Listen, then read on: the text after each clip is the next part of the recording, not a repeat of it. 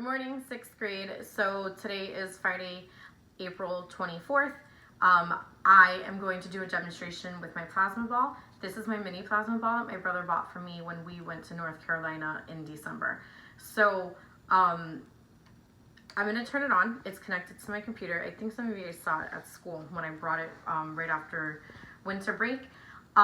So when I was doing one of the videos for you guys, I read something about ions in the atmosphere, and it made me remember, oh, that's where the plasma is from. And then it mentioned the aurora borealis. Aurora borealis is the northern lights that is created from the plasma in the atmosphere, as well as the sun and the stars.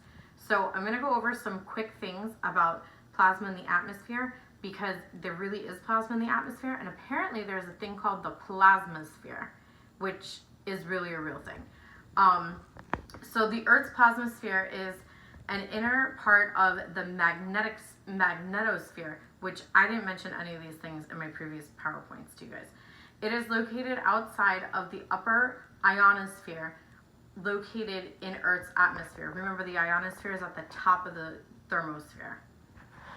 The negative particles are electrons, and positive particles are now called ions, formerly atoms and molecules. The density of these particles is low enough, and this electrically charged gas behaves differently than it would if it were neutral. Now this gas is called plasma. The atmospheric gas density becomes low enough to support the conditions for plasma around Earth at 90 kilometers above Earth's surface. So I'm actually going to post this PowerPoint that I created for you guys on the website. It's really short, it's only 5 slides. There's actually a lot of information about the discovery of the plasmasphere. It has a long history, and I actually found all this stuff from NASA's website. So it actually all started when the telegraph was created in the 1800s, and they were hearing a noise coming from it. And when I put which remember I learned from the project that we did in December, not to touch the foil while it's on.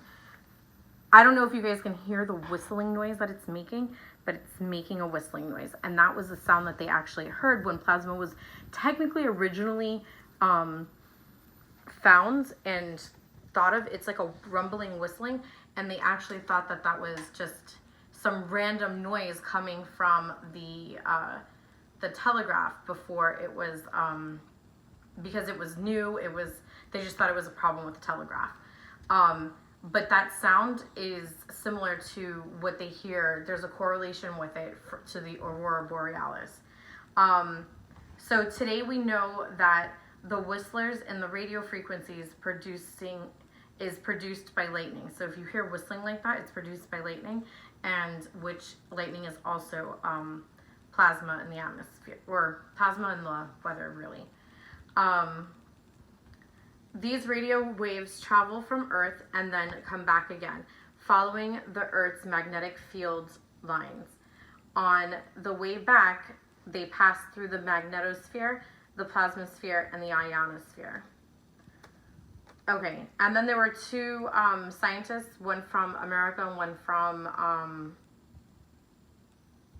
I believe one was from America, and the other one was from the USSR, which is Russia, that discovered the plasmasphere.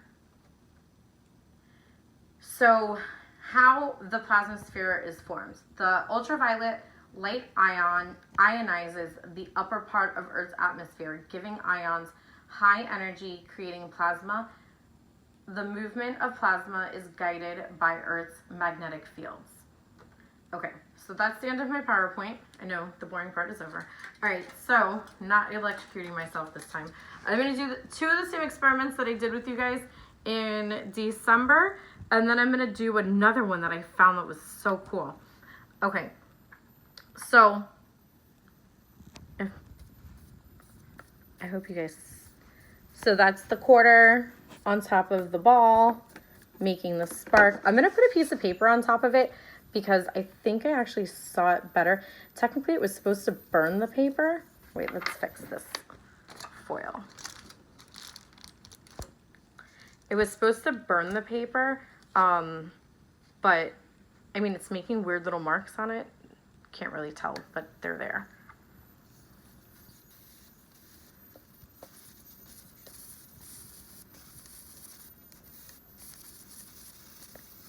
Okay, so that's that one. And then, again, safety first.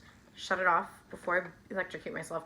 Remember, I'm not going to touch this part because I also electrocuted myself doing that too in December. My stepdaughter's trying not to laugh as she's holding my phone.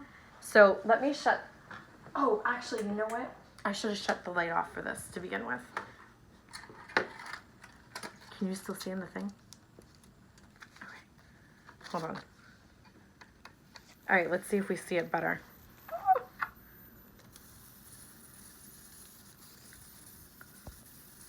Okay, there's my sparks. Shutting that off. Should I close the computer? Yeah. Okay. And here is, this is the turtle's bulb. And here it is, lit up. Luckily I had one of these so you guys can see it lighting up. We did this with the red light bulb in the classroom and the fluorescent tube light. Actually, if I didn't have this one, I was going to take the other light from Raphael's thing because he, ooh, what just happened? Why was that going off? Okay, so that's that one. And for the next one, I'm going to turn the lights back on because this one is different. I just found this one and it's with a calculator. Okay, so my calculator is off. See that I'm hitting the off button? Okay, so I'm going to turn on the plasma ball and I'm going to put the calculator next to it.